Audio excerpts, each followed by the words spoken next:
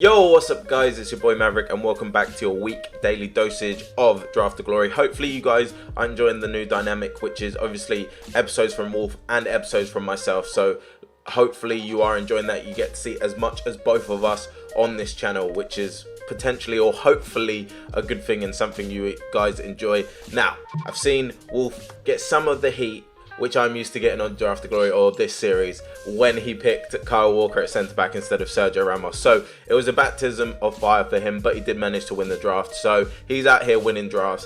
I'm out here trying to win drafts, and obviously that is the fun dynamic. We're racing to see who gets the first icon, or come round team of the season and neither of us has got one yet, which is quite likely the first team of the season pack from Draft to Glory. So that should be fun. Let me know if you guys think I'm going to win that or Wolf is going to win that. I'd probably go with Wolf because my pack luck is awful, but it's entirely up to you who you guys choose. That being said, I don't have a theme for today's draft. So what I'm going to do is I'm just going to start the week off strong, hopefully, and build a draft that I like. I might then to do the whole dynamic between Wolf and myself. He's tall. I'm what people would call short, but I am above average height. I'm 5'10", so I'm not exactly a midget. But I mean, Wolf's tall and I'm short, so I'm going to go for the shortest draft. Probably next time around if you guys want to see that. I don't want to do that now because I'm not sure if you guys 100% would want to see that. So let me know in the comment section down below if you would, and I will do that for the next episode. But hopefully we can get a good formation. We can't. We get 4-3-3, which is my favourite type of formation in drafts, realistically, because you get the wingers and the strikers and cams and centre midfielders, which are the stronger parts of draft. But the false nine I don't really like because it's centre forward. And yes, you got the chances of getting Hullet in this formation, but I really don't like that the centre forward drops in so deep. And 4-3-3 holding, you've obviously got the DM, and I don't like where the three midfielders sit around each other. But that is better than the 4-1-2-1-2 wide, the 3-4-1-2, and the 4-5-1 for me. So I'm going to go for it for those reasons. And we start off with Eusebio. So we don't go for the centre forward option, but we get the centre forward, the perfect centre forward. Now, I love this prime Eusebio in this game. Now, if you guys didn't see my video about best and the icon upgrades, I'm really fearful for the price of this guy when he does come out. But I really want to try and get him on my road to glory because I do really enjoy playing with him. And then, of course, ironically, the topic of conversation last night and recently, of course, is George Best himself. He is 94 rated, Messi is 95 rated. But for me, I don't understand that. Look at Best's stats in comparisons to Messi's. I would much rather use Best. Apart from, of course, the 99 Messi and what is now, he's got 96s and 97s flying about. But I'm going to go Best. And draft-wise as well, it makes things a whole lot easier being able to have an icon in that position.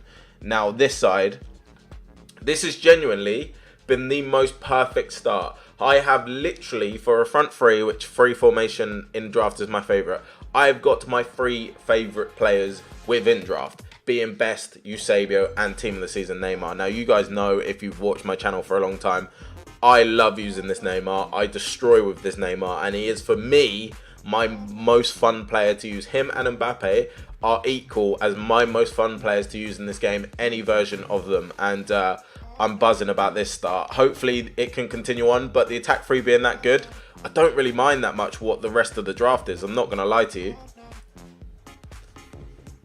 We get a 99 rated Modric though. So this draft is genuinely looking absolutely crazy. I think you guys, if this draft continues along this line, you guys are going to get another the best draft ever in this series title from me, which I've had to do in the last two drafts that I've picked that I want in a row now because they've just been absolutely ridiculously amazing. But surely this one's going to be an awful selection. It's not. We're going to get a French Paul Pogba. French, of course he's French, it's Paul Pogba, but we're going to get a 91 rated Paul Pogba. I know obviously his headliner is out at the moment with some incredible stats now, but 91 rated will absolutely go with that. And here, if we got N'Golo Kante, that would be amazing. We don't. We do get Fabinho though. I know Fernandinho is 88 rated, but for me in this game, I just think Fabinho is so much better. In-game, that is, anyway, as a DM. So I'm going to go for Fabinho for that reason. Right back here. Or, no, I'm going to start... Chemistry here is going to be a real struggle. So, obviously, we've got Liga Santander. So, 2 Real Madrid centre-backs would be fantastic. I don't like Carvajal at right back. we have got a poor selection here. So this is where the trouble starts, because I just got to go for the Spanish one guy, but he has 37 pace. No doubt we are going to substitute him out for someone at some point though. And again, this is okay. So the front six have been great options. Now we have got some terrible options. Now I'm gonna go for Jorgensen and go obviously the Prem route down this side. So we realistically need a Prem left back. Salah, 90 rated Salah at left back. Absolutely. I don't like Salah as a winger in this game, so using him as a 90 rated left back works for me. I'm happy to do so. So I'm going to chuck him in there. We need a Carvajal down this side now then. That would be the best option. We don't get that, so what I'm going to have to do is I'm going to go Trent Alexander-Arnold and hopefully get a Prem centre-back and go. So a team of the year Van Dijk would be absolutely ideal to sort this draft out. Now I need a Prem keeper because that has killed me off. So I'm going to have to go for 74 rated Grant in goal. And second goalkeeper option, we've got Lehmann. That's the saving grace. I hate Lehmann. And again, you guys should know that if you've watched this draft a few times or this series a few times. I do not like this icon moments Lehmann. But he does link both centre-backs. So for draft purposes, he helps out hugely. This could also be another big one. We've got 88 rated. We've got 87 rated Mbappe, who I could potentially use as a super sub. But I'm going to take João Cancelo and potentially move. That would then potentially mean I move Trent Alexander into the centre-back slot and substitute Cancelo on at right back, because there are better versions of Mbappe, so I'll hold out for him later on. I'll tell you what, actually, that's not... yes, it is what I'm going to do. It is what I was going to do. I was going to take Fekir and put him to go with both Pogba and Neymar, which is what I could actually still do. I'm going to do that. So for a safety net option, because what I can do is I can take Fekir here, because then he does go with Neymar and Pogba. So what I can do is move that around, and we've obviously got that sort of situation going on, or that situation going on there, which again I could have previously done, and that I can previously have done. So I mean, there's a lot of options I can do here, but obviously for now I'm going to keep the 99 rated Modric in. Him being off chem isn't a huge issue realistically moving forward. I'm just going to move it back there, and I know you guys know I can move that stuff around, and I will do if I have to. Here I'm going to go 88 rated Sterling as a super sub. I could have gone Bellerin, I know, to go the centre back who is Spanish and Liga Santander, but realistically I'm not going to do that, because I'm going to try and take other players and move stuff around. Oh my word. Oh my word. This draft has actually just become preposterous. Bang. There we go. We have got Vieira in that CDM slot. And I don't know how this could get much better. I just need a moments Maldini or something like that now to fix that centre back. And we are laughing. I'm gonna take Visca just for the rating, because we've got we've got 91 rated at the moment with a silver 74 rate. Hey, this draft is actually disgusting. This draft is genuinely disgusting, to a point where I'm taking Paul Pogba out to do that. This draft is disgusting. Now just give me a right back. Sorry, a centre-back from the Prem, and we are laughing. This draft is ridiculous. 98 Messi as well. Do you know what? For measures, let's just go Messi. 98 Messi. Ridiculous. My word, this draft is genuinely disgusting. Apart from the centre-back slots that, as I've said a couple of times now, have killed me off. If I was to move Pogba with Grant, surely that pushes the rating up a little bit. How does that not make it a 193? Or a 93 rated, sorry. I do not know yet. But it's 92 rated. What a draft. Those two centre-backs have genuinely killed me off. But like I said, something could still happen going as we go forward. I'm going to take 83 rated because the rest don't help me out in any way, shape or form. Again, Wijnaldum realistically was the only one that would fit and gets Salah Chem, but I've got Icon, so I don't really need that. So I'm going to go with Coman there. Final two options. So this is where we could get good centre backs. We don't, but what we do is we do get Marcus Alonso. We do get DeMarcos as well, sorry, who I can use at right back. So I can take DeMarcos there and switch those two around for the 100 chemistry, of course. So there we are. We're on 100 apart from my left centre back being off chem, and obviously Eusebio because he's the centre forward in the striker position. Final chance. We need a big centre back here. Van Dijk is absolutely perfect. I know PK as well would be a good option, but I'm going to go Van Dijk.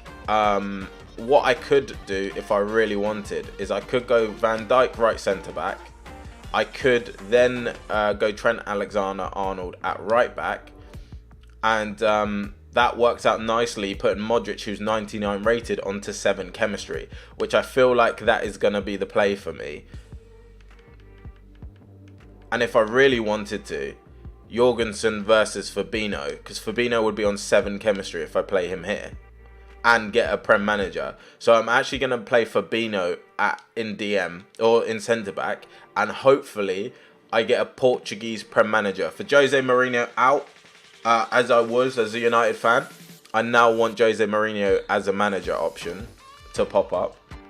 Swap the 87 there. So a 191 draft, but I'm sorry, this is one of the best drafts I've built. It's not the best I've built, obviously it only being 191, but wow, this should be a lot of fun to play with. Let me add a manager. Come on, Jose. I don't like. There's this is something they need to update as well, hugely for me when it comes to draft. I know obviously you should get the option of any manager, but we have got a manager from the Danish league. We've got the Championship. I don't actually know what league that is. I can't read it, and I don't understand the sign. So it might be the Australian league. No, it's not. It's definitely not. We've then got German League 3, and then we've got the Argentinian league. No, none of these managers ever help anyone because you never pick players from these leagues. I don't remember the last time I had a player from any of these leagues in the squad. They at least guarantee one big league or big nation manager a draft, because this seems to be happening to me a lot recently. It's not a massive moan. It is just something that I feel needs to be adapted because these aren't useful at all. So maybe moving forward, something they could add is this would be quite a cool dynamic. So you get to choose the nation of your manager, and then you get to choose, so you get 2 options essentially, or 2 screens for manager in future. So you get to pick a nation first or second, or whatever order they want it to go in, and the second option you get to pick a league. So that way you could get, let's say you get the option of big leagues, you get a Spanish manager. The second option could be all 5 of these be this league, but at least you can go, I'll go Spanish because it's a primary nation, but he is from German League 3. And it doesn't help me league-wise, but nation-wise it does. Because here, not a single manager helps it nation or league, and that's just kind of messed me over a little bit. But yeah, like I said, it's not a massive complaint. It's just maybe a concept moving forward for them to improve draft, because I do think draft needs improving in some respects, but it's my manager has pushed it up to a 192, by the way, as well. Me selecting a gold manager has made it a 192. So this actually equals the best ever draft I've had on this series. So we've got another best ever draft title. But yeah, it's a 192 apparently, but it was previously a 191 until I picked the manager. But I'll take it. It says it. It's fact. Let's go into game 1. Let's hopefully win this entire draft. Game 1, and we managed to get a rage quit. It was actually a really tough fought game though. It's 3-0 to me. And like I said, he raged in the 82nd or 84th minute. And he actually had an incredible team. So it was hard fought for a long time. That's 99 Ronaldo. That's 99 Pele. That's 98 Maradona. That's 94 Best, who he subbed on in place towards the end of the game in place of Optimus Prime, Socrates, who he had there before. He then also brought on Perisic for Wanyama, Idrissa Gueye, that's Inform Robertson, that's obviously Prime Maldini, that's Headliner Hernandez, that's Inform Carvajal, and that was Team of the Year De Gea he had in goal. So he actually had an incredible team. and he wasn't a bad player, so it took me a while to break through. When I did manage to break through, I say a while in the 19th minute, but from this point onwards it was basically just me trying to break through. It was with Eusebio. It was nice passing play between Eusebio, Neymar, Vieira, and then that was just a green time finish from the edge of the box. He gave me a little bit more space than he'd given me the whole game, and I took advantage of it pretty quickly with the hill to hill, which as we know is very OP, and then the green time across the goalkeeper as he gets taken out and does the splits. But then, as I said, it took until the 78th minute for me to score again after a lot of pressure and a lot of possession. The unfortunate OP corner technique that I discovered weeks ago, and unfortunately have not wanted to show you guys until now because I kind of have to. But the chip up from the short pass and the cross in, very, very OP, very, very easy way to score. And then the final goal was a 1-2 between Messi and Eusebio, and then just a chip from Messi over the keeper to make it 3-0. And he decided, you know what, this game's over. He had one shot, which I'm happy about. My defense was strong. But we go into game number 2. Hopefully we can win game number 2 as well. And I'm looking forward to it. It's going to be a lot of fun. This person I played... again, I say this a few times, but this person I played here is the reason this game just isn't fun. He made this so sweaty and boring. It was so unreal. He was dropped back one depth in a 4-2-3-1 in draft, by the way. This is the type of guy who makes sure, or if there's a 4-2-3-1, he selects it so that he can go full foot champs mode. Honestly, it was so boring. And then he was just trying to Rabana cross it and near post header corners and just looking and just constantly la croqueta, like 4 la croquetas in a row, drag back, ball rolls, like all of the standard stuff that I know works. Look, I know that's what wins you a game. I get that. That's not my argument. But this is a draft, bro. Like, why are you trying as if this is your game for elite in Foot Champions? Just have a bit of fun. Pick a fun formation, pick fun players, and just, don't sweat it out that much. I literally had to go full on. I had to put music on. I had to sit in the sweat out mode with my nose touching the screen, and it's just not, like, that's not fun. Why are you doing that in a draft game mode? It's not that deep. But we managed to beat him 1-0 with what was a well-worked goal. But look, you can literally see, let me freeze frame it here for you. Right? Look at his Fabinho marking my Messi, his number 7. That's his CDM. Look at Kante. He has literally got his whole team, including 98 Maradona, bar Gabriel Jesus. Look at the gap between the striker and the midfielders there. He has literally got all of his players sat back just defending. It's so boring. Why are people like this? Why do you enjoy just playing like an idiot? I don't understand it. It's so boring. But yeah, I managed to play, and he was moving his keeper, which I learned after a few shots. So this time around, instead of going for, obviously, the right-hand side here, finesse, which would be the smarter option, I stopped. He moved his keeper out of the way, and then obviously I put it the way he went. But, oh my word, and I think this miss will actually display. Again, look, his whole team. I'm just having to, like, play it wide, pass it back inside, and try and work opportunities this way. But yeah, Eusebio unfortunately missed this chance for me as well. But they were probably the 2 big chances I had in the game, and I managed to score them. This is just, again, the crossing technique I told you. But Vieira should be doing better with that. Again, I don't call that a chance because it's just sweat, isn't it? And then, again, this will reiterate the type of play he goes for.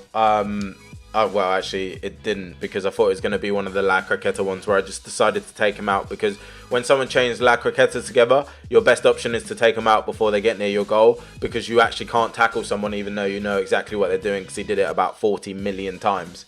But yeah, that was the game. I held a lot of the possession. I had 2 shots on target. One of them I scored. So thankfully I won. But man, that was boring. Let's go into game number 3 and let's hopefully have a bit of fun. This is the end of what was a very whirlwind game for no reason. No disrespect to my opponent, but he was not very good at FIFA. But he just seemed to be able to just score random, out of nowhere goals, which made this game so much harder than it needed to be. I mean, look, I had 60% possession, 91 pass accuracy, 9 shots, 7 on target. But then he just kept scoring, like I said. I mean, this was straight after my goal. This was a kickoff goal. He just subbed on Quincy Promes as well. And look, just a ball out of nothing and a goal out of nowhere. I've got 4 players behind the ball, but they all just run in a position that just... And it's an overhead kick from Promes. And if you guys are there like, oh, he's just making up excuses. Where do I find the moments? But as you can see here, Quincy Promes got subbed in. Aguero out, Promes in. I then scored. And he then scored. So, as you can see there, so 27 I scored. Aguero out, Promes in. And then straight away, he scores with Promes, like I said. So it was just very, very random the way he did manage to score, as I said, a lot of times. I mean, this Quincy Promes goal here, I don't really understand what Van Dijk's doing here. I'm not controlling him. And at this point, I was controlling, I think, like Modric or someone, and I had to switch into Salah and try and race him back. But he's just in on goal with one simple through ball out of nowhere that I can't really do anything about. Tackled there, goes back to him, and he's now just in. He's just in on my goal. This Quincy Promes is just making the sickest runs I've ever seen out of nowhere, and my whole defence is just kind of letting him do so. So it was, like I said, out of nowhere, it just became so much harder than it needed to, just because he could constantly score in response to me scoring. But yeah, as you can see there, turned him, ball into Modric, fortunate to get the ball back. Good finish. But yeah, fortunate to get the ball back in that situation myself, I'm not gonna lie. And here we go, like, it was as simple as that for me, just playing it through him and scoring. But hey, we're into the final, that's all that matters. Again, I'm gonna say, do not bottle a final, Mav. Please do not bottle a final in this series. We need the packs, we need the excitement, and I need the coins more importantly than anything else. And I need to pack an icon so I can beat Wolf in something in my life. But we go into the final. Hopefully I can win that. I almost bottled this one early, but I have won the final of the draft, and I did win it 4-2. By almost bottling it early, what I mean is, again, I held all possession, but first goal, kickoff goals aren't a thing, by the way, but first goal, he's got 99 Ronaldo. Now, I wouldn't mind, but this isn't... Let's freeze frame it here. This is not a threat to score a goal. And freeze frame it here, especially now. Van Dijk is in the way. But of course, this game, instead of Van Dijk just standing still and this hitting him, he spreads his legs, but the ball trajectory is perfect. That ball's now outside the post, if you guys can see. But it manages to curl its way all the way back in to score a goal. This is why it's so annoying, because you just know this situation is programmed. And when people talk about scripting, I don't believe in scripting, but when people talk about scripting, it's things like this that make you believe it, because this is coded for the ball to take the trajectory to go through Van Dijk's legs and then curl back in and score. You can tell straight away, as soon as he hit this, I knew it was going in, even though he has no right to be scoring from there. The curl on that is crazy, through a player's legs and past a prime goalkeeper. It's just like, it makes your head just hurt watching it, and that's why people's frustrations grow so high in that situation, and it's understandable. But then George Best as well, 10 minutes gone, he's La Croqueta in, gets the ball through and absolutely smashes one. I mean, fair play, it was nice play, but how Salah not contending for this ball here? How late is that tackle? How late is that attempt? And then Best absolutely smashes it across the ball. What a finish that is, by the way. And then my goals here. This is one of the worst goals I've scored in respects that... No, it's not one of the worst, actually. It's nowhere near one of the worst. But this is what kind of brought the comeback on. But again, here you can see all of his players are behind the ball, basically. Messi, I'm looking to put that across Begovic, and it would have gone in anyway. Like that shot's going in anyway. It's 98 rated Messi. It's tucking far corner, but Robertson deflects it bottom corner. I'll take that slice of luck. Then my next goal here is well measured, well played, and this is a green time across the goalkeeper. Again, he was moving his goalkeeper a lot, but this time he seemed to keep him still. So I decided to take the shot on, because I was going to shoot near post, but he didn't move the keeper. So I decided to take it on a cross keeper, and thankfully I managed to score. Then Messi here, I play it down the line. That through ball to Eusebio seemed to be on all the time. What a finish that is. What a finish that is from Messi. For me, that's a crazy animation, and I'm not so sure on that one. But it is a 98 rated Messi, and it is Messi. So, I mean, he can do anything. It is Lionel Messi, for Philip's sake. He's the greatest player to ever play football. So, Eusebio again, pass that across to Zanetti, who finishes it off. Game over, and we win the final. We get to open some packs, and this is what people love. Packs and final wins, or final wins is what I love. Pack opening is what you like. Can we get a 50k pack from this? We can. There we go. We've got a gold pack and a 50k pack. Can we pack a FUT birthday player from the 50k pack? Can we pack a walkout? It's been since Aubameyang, so I don't even remember what episode that is. That's like first 10 at least. So it has been a minimum of 17 episodes since then, with 0 walkouts. Not even one. Like, not even one walkout. That's crazy when you think about it. And that's a few wins within that as well. But we'll add them to the club. And the 50k pack here. Can this be a walkout? After 17 episodes? No, of course it can't. Because it's EA and it's pack luck in FIFA 19. It's not even... Oh, my word. It's an 82 or lower rated player. It's Idrissa Gueye. Oh, no, it's not. It's Sane. It's 81 rated. That... my lord. How can the best player out of a 50k pack be 81 rated? That's shocking. That is shocking. He sells, but to be honest, I can't really be bothered to get an extra 200 coins or what have you. So they're all just going to go. I'm just going to quick sell that entire pack. 7,500 coins back. So we win the draft again, and we don't make any form of profit. And potentially we've lost 3k coins at this present moment in time. We're 3k down from where we started, maybe even 4k, 5k.